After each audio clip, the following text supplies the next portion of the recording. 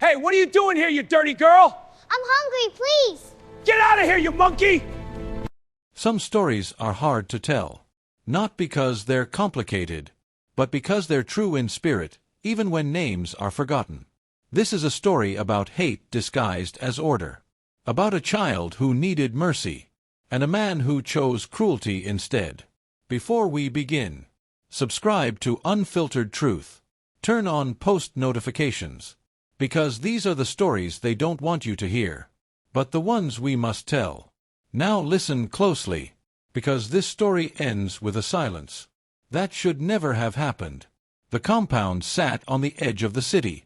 High concrete walls, broken glass lining the top. A place built to keep people out, not to bring anyone in. Inside lived Mr. Harold Keene, a man in his late 50s.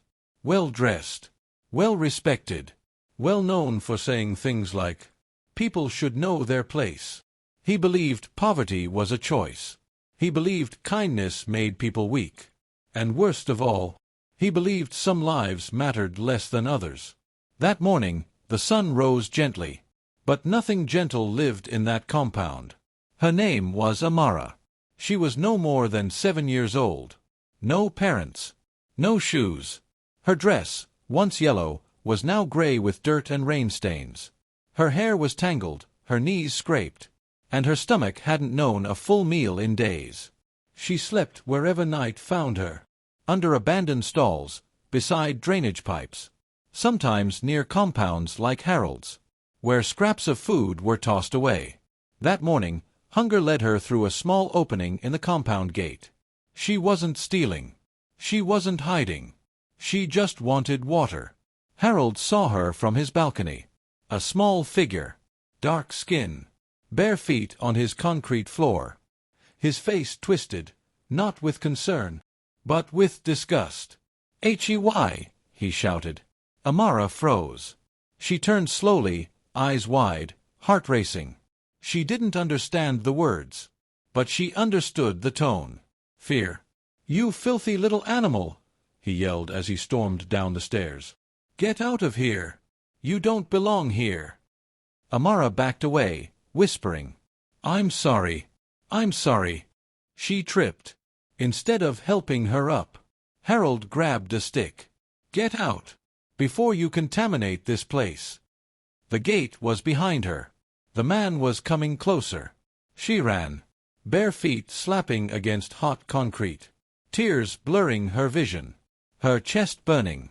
She didn't know where to go, only that staying meant danger. Neighbors heard shouting. Some peeked through windows. Others turned up their TVs. No one stepped in. Amara reached the edge of the compound where the land dropped sharply into an unfinished drainage pit. Deep, narrow, and filled with debris. She looked back. Harold was still yelling. Still chasing. Still angry. "Jump!" he screamed. "Get out of my sight!" And in her panic, she did. The fall was sudden.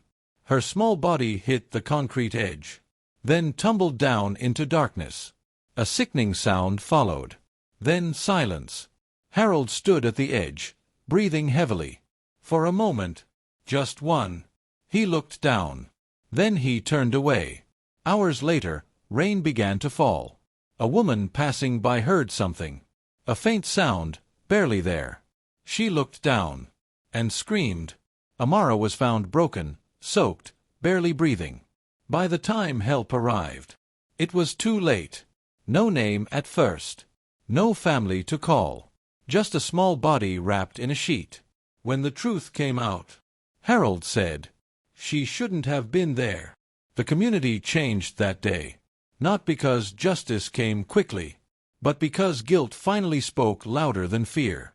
Witnesses stepped forward. The gate. The shouting. The chase. Harold's compound walls didn't protect him anymore. Amara didn't die because she was poor. She didn't die because she was an orphan. She died because someone saw a child and chose hate instead of humanity. If this story moved you, subscribe to Unfiltered Truth. Turn on notifications. Share this video, because silence protects cruelty, and stories like Amara's deserve to be heard.